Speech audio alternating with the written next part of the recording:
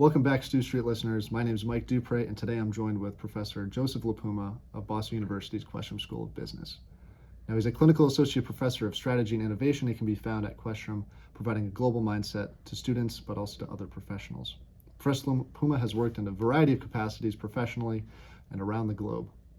With Synetics Corporation, he's helped establish international offices in both the United States and Saudi Arabia. He has served in several managerial positions and brings an incredible amount of professional experience to the school. He has written extensively on venture capital, particularly in regards to internationalization, and his book, Unlocking the Ivory Tower, How Management Research Can Transform Your Business, is available now for purchase. With that being said, I'd like to get to the discussion, and we hope you enjoy. Hey! Been trying to meet you.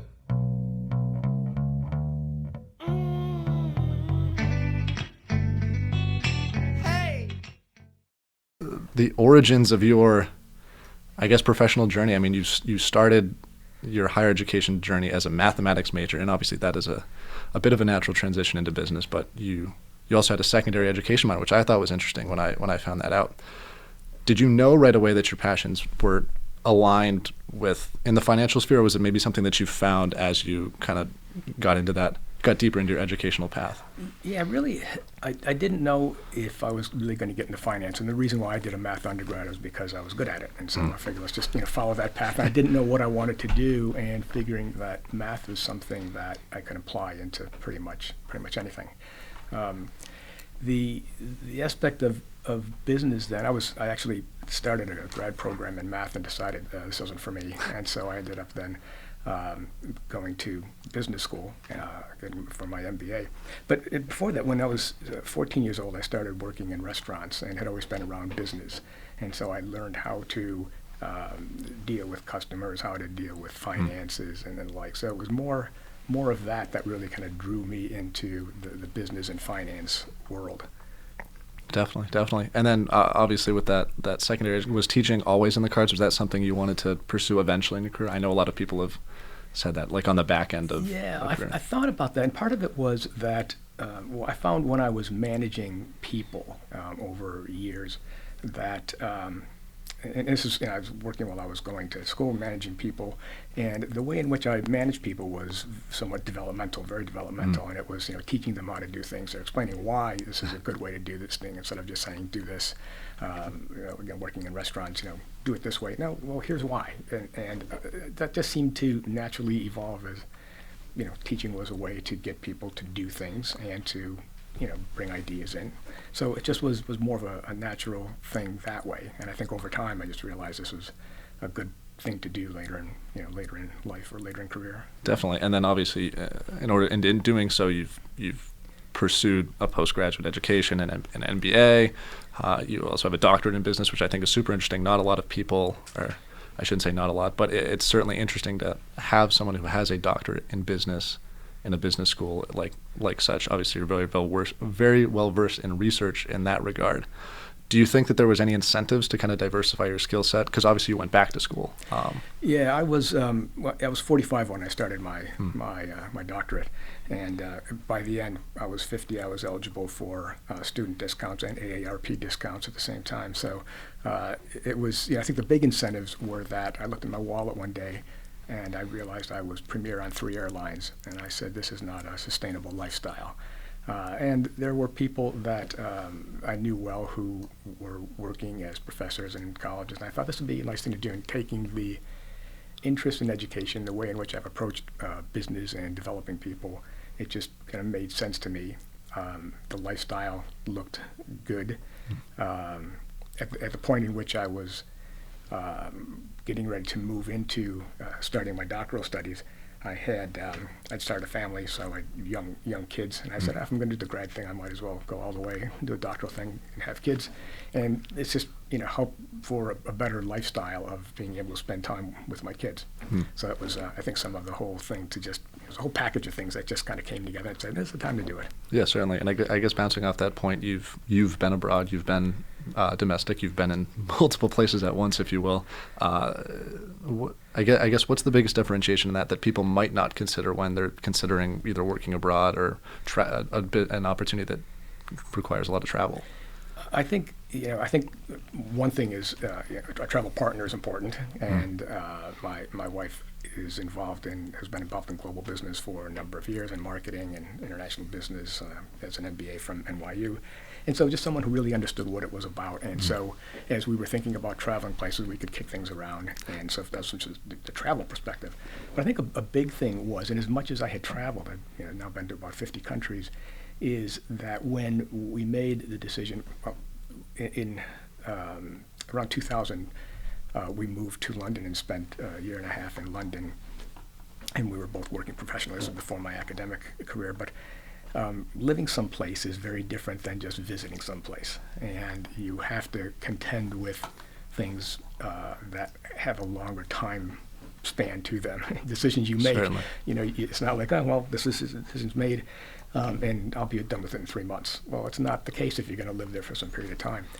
And then when we moved to France in 2007, 2008, we had a 1-year-old and a 3-year-old, and dealing with kids when you're in another country is a whole nother element of things. So the things you face individually for a short time are one thing. The things you face with someone that you're going to be traveling with, spending time with, living with somewhere else is a whole nother thing. And really understanding what that relationship is, and understanding then what possibilities exist for you, and that can be just a lot of fun. And then doing it when you get older with some kids, that's a whole nother thing. So I think it's all the things that we talk about in terms of understanding culture and understanding embedding yourself in a society, how to find out how far you go to embed or not, just become even more acute when you've got a family involved. So that was something that I think was really important. I'm just a big believer in getting out and traveling around and seeing the world and doing things, because you look at your own culture a lot differently. You recognize your biases. You recognize that the way in which you look at the world is viewed or is perceived through the lens of how you've grown up and how you've lived. And I think it's important to recognize that. No, definitely. And then obviously you've had the opportunity to travel both, for business, but also for pleasure. Do you think? I guess my academic interests often lie internationally. Not necessarily that I need to work internationally at all, but I know a lot of students, especially at BU, are exposed to those opportunities. Do you think that having those international opportunities has made you a better global citizen, for lack of a better words? Oh, absolutely. I think there's the number of experiences and the variety of people. You can't get it from a book. You can't get it. There's a great article by a guy named Tarun Khanna, talks about contextual intelligence and how some knowledge doesn't travel. You have to go and see it yourself. You have to go experience it, and I think that's something that I just would encourage people to go and do. We spent my wife and I spent about 3 months backpacking around China, and we actually left the U.S. on September 10th, 2001, and we because of mechanical difficulties, our flight got in late into Tokyo. We were supposed to catch a connection to Beijing, didn't get the connection, and we were in Tokyo when the World Trade Center situation hit. So we traveled around China for 3 months afterwards, and spent some time in Japan. And even now, just the way in which people would approach us and deal with us, we recognize just the empathy that people can communicate with, without language, and just a set of way to connect with other people that we wouldn't have really understood or appreciated had we not been there, and especially at that time. It was a pretty critical thing. No, absolutely. And you've had experiences both pre 9/11, post 9/11. Pre 9/11, you were abroad as well. Post 9/11, you're working and teaching in France. Could you speak on that difference, that people interacted with you differently, or was it? Well, there was a number of things going on at that time. Certainly 9/11 was one, and I think there was much more again, awareness and empathy, which I think is important. Another thing that was around that same time was the bursting of the internet bubble. So there was a lot of things that were happening before that, and we could see also the difference in timing about how the internet was really used in one way in the U.S. up to that point, and then the bubble burst and the economic situation relative to that. We were traveling right after that in China, and we were going around and trying to find internet cafes, right, that we could actually go and make reservations for hotels. And so the kind of this different pace of evolution in terms of technology and technology integration and access was really part of this whole thing too. And people were getting much. I mean, there was also at a time in that case where people in China were getting the generation where people were learning English in schools, and so people were much more willing and comfortable to start, coming up to us to try and talk with us, and that was interesting to see. Now, you go to China now, and it's easy to find people who speak English, and you can conduct interactions in many ways like you would at home. Certainly, yeah. And this was something you mentioned in class as well, teaching at the in France, is that the international language of business has transitioned, evolved over time, and now it's, one could argue, it's predominantly English. But there's still value in learning a different language. Obviously, different languages. I'm sure it's helpful in your interactions abroad. What emphasis do you place on that for students in adapting their own experience?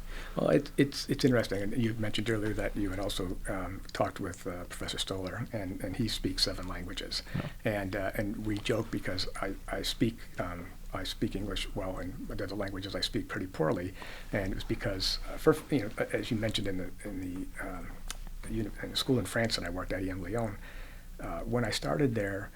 The faculty meetings were 95% in French, and I said, "You want to be an international school? I'm running this or directing this international MBA program. We need to be integrating English much more." And within 3 years, the faculty meetings were 95% in English.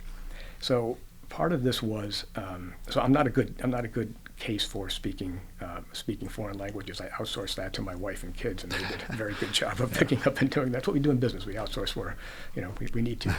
And but it is important, because in the same way that I say you need to go there to really see and understand, I'm certain that there's things that I'm missing, linguistically, or missing culturally by not being fluent or having the degree of fluency in French that others have, or other languages. So I think it certainly does help, and I encourage my kids to speak other languages. Definitely. And then for those who don't know, M. Lyon is a world-renowned business school in France, and you had the opportunity of being pretty high up in that chain of change that was obviously evolving at that turn of the century, and then going in now to the modern age. Could you speak on your experiences there? How were you perceived as an American? Yeah, it was interesting. I was probably in the hierarchy there, the highest level person in the organization didn't have a French passport, and so it was. I think there was a little love-hate there. They loved the fact that I was pushing to get them to speak more English, and others who were pure Francophiles were like, "Oh, we need to be keeping our identity." At the same time, though, there was an acknowledgement, recognition that what I brought to this in terms of connections to the U.S., in terms of broader connections in academia and in business around it, was valuable. But it was challenging. It was definitely challenging. Part of the challenge was, again, as we talked about in class recently, what experience do expats have, especially when they have a spouse, and issues relative to work and working relationships, going back to the comment earlier about the travel partner or a spouse. If the spouse isn't able to get good work, how does that affect things? And it's a problem in places. In France, I think, has a particular problem with that. So, but otherwise, it was just a wonderful city. Lyon is a wonderful city. I made a lot of friends there. Had a lot of wonderful food and wine, so I've no complaints about that. No, certainly. But in addition to international, you also spent time in different places. Even here in the United States, you've spent time teaching stints at St. Joseph's, Drexel, Purdue. These are obviously all in very different parts culturally of the United States too. I mean, even within the United States, would you say that you've learned from different people, being obviously in Boston, very urban, very progressive, versus being at Purdue, you're in the Midwest, and then same with Drexel. Like, what's that dynamic like, and what can people take away from that, do you think? I think it's a great insight, and we can think about how in Boston there's a culture here. We're in a bubble within a bubble within a bubble, and it's not not the case in the Midwest or even in Philadelphia. in San Francisco, even a bit different. I haven't taught at a university out in San Francisco, but there's cultural differences in how people approach things and the confidence they have with things. There's something that someone said a number of years ago, that Boston has a superiority complex and Philadelphia has an inferiority complex, right? When they think about competing with the two cities, but you've got smart people all over the place. I think it's so I don't know if there's I can't think of a huge difference. It's I think maybe in the Midwest, people sometimes a little bit more respectful in the classroom. Interesting. Yeah, certainly. And then I guess even speaking more specifically than Boston, BU. Obviously, this is your latest teaching stint. Are there aspects of BU or maybe other schools that you've appreciated in their interpretation of what a business education is, and that you wish students would take more advantage of, or you see that of importance in the field? Well, I think there's three things about BU, I guess. First of all is BU has phenomenal name recognition worldwide, and I think there's more that BU could do to engage internationally and to leverage the awareness that people have about what BU is and its stature. So I think more in terms of global programs, more in terms of working with other schools internationally to set programs where people move from one country to the other. I was involved in a program like that in Lyon, where master's students spent 4 months in Lyon learning about European entrepreneurship, then spent 4 months in China, and then 4 months in the U.S. And you look at how the context shapes the way in which entrepreneurship is developed and enacted because of regulations, because of society, cultural, things like that. I think that was important. So I think BU could do much more there because of the recognition. Second, entrepreneurship, and you had mentioned earlier about the Build Lab and Innovative BU. I was deeply involved with the proposal for Innovative BU, and the fact that when we did the initial research, found that innovation entrepreneurship courses were being taught at 17 schools around campus. So the fact is that there were these kernels of innovation entrepreneurship being touched on in different courses. Theology, if you're going to be a pastor of a church, you're a small business person, right? You've got to know how to provide a product that people want, how to monetize it, how to take care of what you need to do. So that's an important piece, and I think that the fact that the Build Lab is intended to be kind of this physical personification of Innovative BU to get people across campus to come together, I think is a big thing, and I think that's more than many places have. And in doing the research for it, I went to other places and saw what other schools were doing, and I think what we've done here is vitally important. I think the other thing that I think is really critical about BU, and I think is just a wonderful advantage, is it's the only school in Boston that has the full slate of majors, right? Engineering, law, medical, dental. None of the other colleges, universities have that full slate, and the fact that it's all here, that you can move around, you can engage, and you can start seeing some of the opportunities and differences, or poke into different things around campus. And I think that is a huge advantage. And it's even though it's 1.5, this campus is 1.5 miles long, it's still relatively compact, and you can get from one school to the other. I think that's a wonderful thing to have that breadth there. And something that we've talked about a lot in IM 345. And that in the class itself, about 40%, this has been over the last few years, about 40% of the students are Questrom students, business students, about 40% are international relations students, and then the other 20% are people like yourself and others who come from sociology or hospitality. And that opportunity to mix in the classroom with people who haven't gone through the same things that you have for 2 or 3 years, get an awareness and get an appreciation for their perspectives and how they approach things differently than you do, I think is vitally important. I think if we keep ourselves too siloed, that's a problem. And I think at BU we've got the opportunity to move beyond those silos.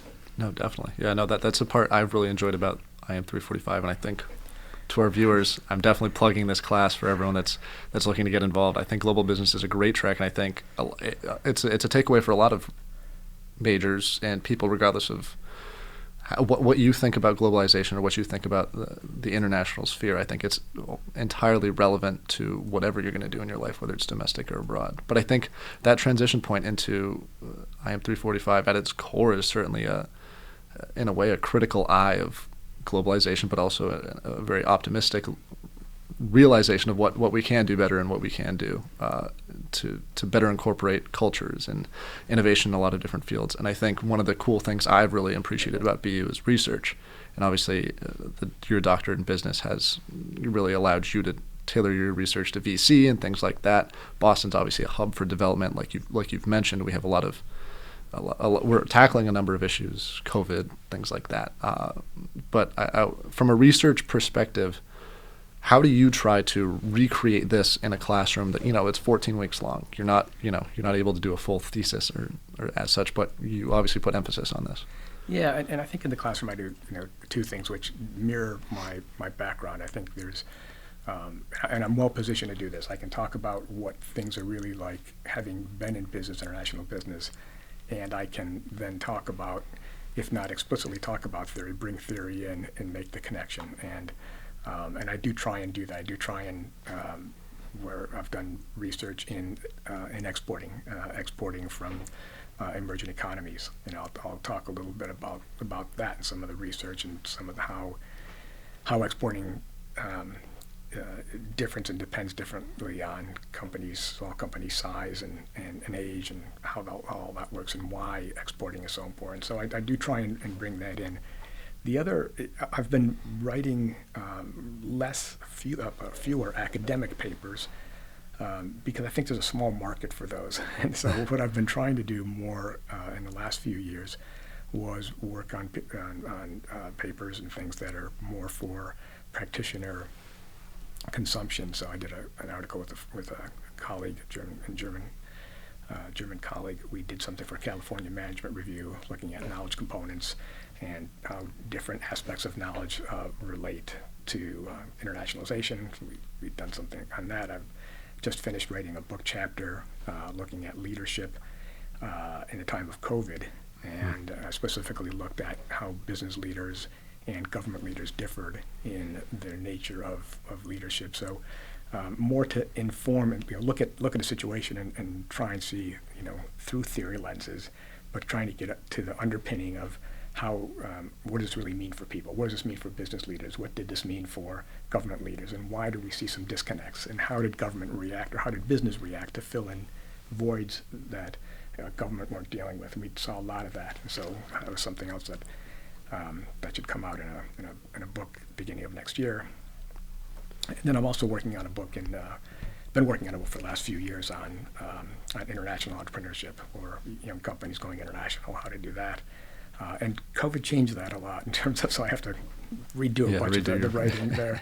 But it's, I do try and talk about these things. And the other part of it is also talking to students who have gone on to do other things or start ventures internationally. I'll tap into them, and they'll talk about their experiences, and they become anecdotes and nuances that I can put into the books also. Yeah, certainly. And then the export aspect, we actually have a friend here at STU Street who is an international trade intern right now for the Chamber of Commerce, and he's highlighted, and I mean it's pretty common knowledge the United States is a great export of education and the education system. Do you think that the United States, or at least students maybe here domestically, take what we have for granted? And if we do, how can we transition that to really emphasize the leg up that we're fortunate enough to have here with being at a school like BU? I think you're right. I think there is a degree of taking it for granted. And when you see how international students, some of the machinations they have to go through to come here, and especially the last few years, where there's been issues in getting visas, student visas, we do take it for granted. Now, I think there's a lot of schools internationally that are really coming up. China has some universities that are really doing great in terms of business and science. They're happening all over the world. So that's good. We have exported a lot because a lot of students have come here from other countries, gone back, helped to develop science, develop theories and approaches and ideas. So that's good. I would hope that education is, and especially tertiary education, is taken as valuable. There's sometimes it's questioned, is a college degree really worth it? Absolutely. It's in the we as a society, or a key way that we as a society can move ahead. And I think we have to do that. I think sometimes universities can take it for granted that students are going to come because they need this. And I think we as educators need to continually try and do more. The world has changed. COVID made students more aware of how they want to learn, how they don't want to learn. And I think we as faculty need to be adjusting to that, adapting to that, and doing what we can to make the classes and the material more engaging without lowering the bar. Sure. Our goal is to help push people over the bar. It's not to fail people, it's to push people over the bar. And I think we have to do that. Definitely. And then you're also involved not just in the undergraduate program here, but also the MBA program. You teach an entrepreneurial class as well. There's obviously some hesitation from a lot of students to undertake an MBA, whether it's necessary or not in their field. Obviously, you've gone through the MBA process. If you had a chance to plug that postgraduate opportunity, would you recommend it for people? If so, in what capacity? I think that I think education is good. So I'll just kind of I'm biased, Certainly, which is not to be unexpected. But I think that an environment like BU, where you've got motivated people who are willing to work with other motivated people, is really important. And I think that's something that is a great way for people to move ahead. I know we've got the online MBA, and people do get to work together in that. But I think a lot of it depends on the quality and characteristics of the people that you are studying and working with. The MBA class that I'm teaching is global entrepreneurship, and we look at when it was the design parameters for the course were that it had to have a strong social impact relation to it. So we do a lot of looking at emerging economies and base of the pyramid environment. So how does entrepreneurship work in environments where people are living on less than $2 a day, right? What does that mean, and how do we think about that, and then how do multinationals play into that? I think that becoming aware of that and recognizing how you as an MBA, no matter what company you're working in, what industry, there's opportunities to help create value for not just around what we're doing, but elsewhere in the world. And I think we need to be thinking more holistically. And that goes beyond just the fact that if you learn finance and you're doing an MBA in finance, or you're doing undergrad with a finance concentration, having done work, having thought about and studied about internationalization, international context, gives you a perspective that broadens you, that gives you a leg up, that puts you in a different position, because business is international, and no matter what company you're going to be working in as you leave your undergrad or your grad education, within a few years you're going to be working in an organization that sells to, sources from, partners with, or is owned by a foreign entity, right? So you need to really understand that and appreciate what that's like. And the only way you can do that is if you take some courses in this, do reading in it, and get on a plane or get on a boat and go visit places. Definitely. Not every MBA student also comes from a business background, and I know this is something we've talked about in the course, and a lot of the students aren't even business minded, and they're coming into this with a fresh perspective now. The MBA obviously offers a second opportunity for students to get involved in the world of business and kind of start thinking more economically. Would you encourage people, and if so, in what capacity would you encourage them to undertake such a thing? I think it's great. Even in my MBA class now, there's a student who is not working towards an MBA. He's a master's student in Earth and Environment, or I think that's certainly the a major, different. right? And very different. He's got some great questions, and some of this is, again, naive questions that we might take for granted because we're in business, but they cause you to think, and they cause others and business students to think about this. Like, oh, that's a good question. I really never thought about it that way, but that's important. So I think that.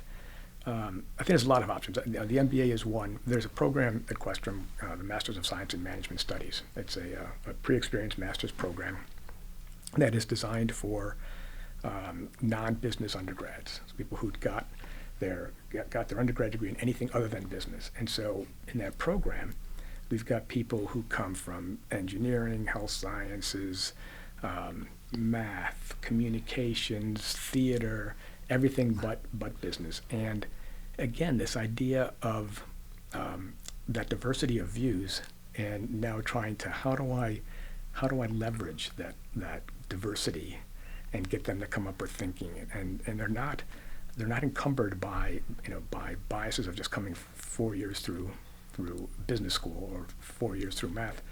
4 years through business school. They are biased by coming 4 years in math or 4 years in engineering.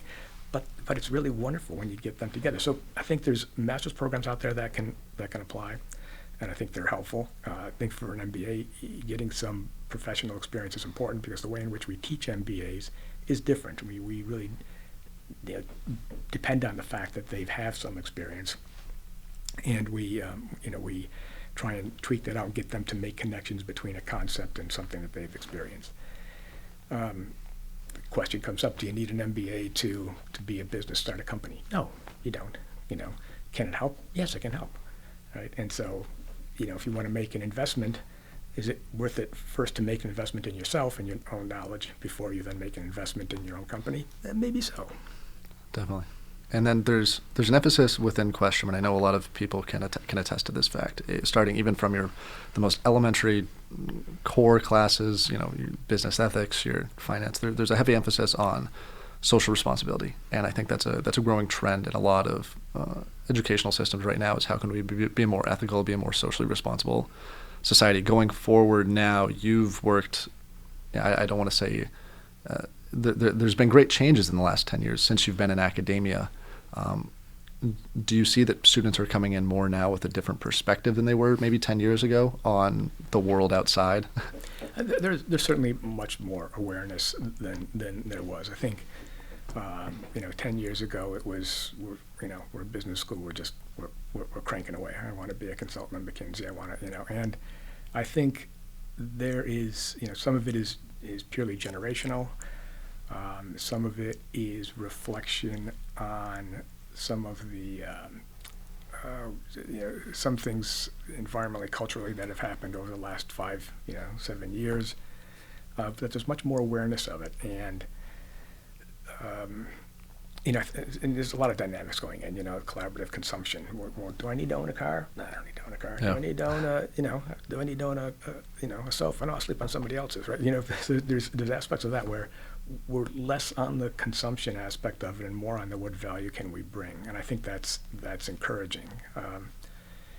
So there is a difference, and I think I have a lot of hope that your generation and the people I'm teaching now are going to make choices and consider things more ethically, consider things more broadly ethical. We talk about the tragedy of the commons, where we're just polluting a stream. Well, it's less of that now. It's like whole islands disappearing. Civilizations that lived on an island have to be relocated. Well, that's a tragedy of the commons, because we're just spouting stuff off into carbon and everything, and now water levels, sea level rises, things are going away, right? So we need to be thinking about it constantly. We're all in this, and I think more of the young people I talk to are aware of that, and I think that's an importantly, a hugely important thing, and I'm happy about it. Definitely. And then obviously to segue us into a bit of a different conversation, but one of I think the most impressive and interesting aspects of your professional career has been that you haven't stuck to a particular industry. Often when we think of business professionals, if you're an accountant, you go through the the lineage of you go audit partner, and then you're through your career. You've had the opportunity to be in different markets. You've had the opportunity to be in different sized markets. You've had been a part of companies that are quite literally a few hundred people, and you're one of the first people involved to, Wang Laboratories here in Massachusetts. That was 33,000 people, and by many accounts, a very large entity. What's that like? Do you have any advice on students who are looking to get into? Maybe let's start. What's the advice that you have for people who are looking to start in smaller markets, smaller organizations, things like that? I don't think there's any one magic place to start, or not one magic place to end. I think in any situation, it's a matter of what can I learn from that? How can I best learn? What do I want to do? So, I know it's daunting enough coming out of undergrad to figure out I've got to get a job. What's my career? What's going to be? That's daunting enough.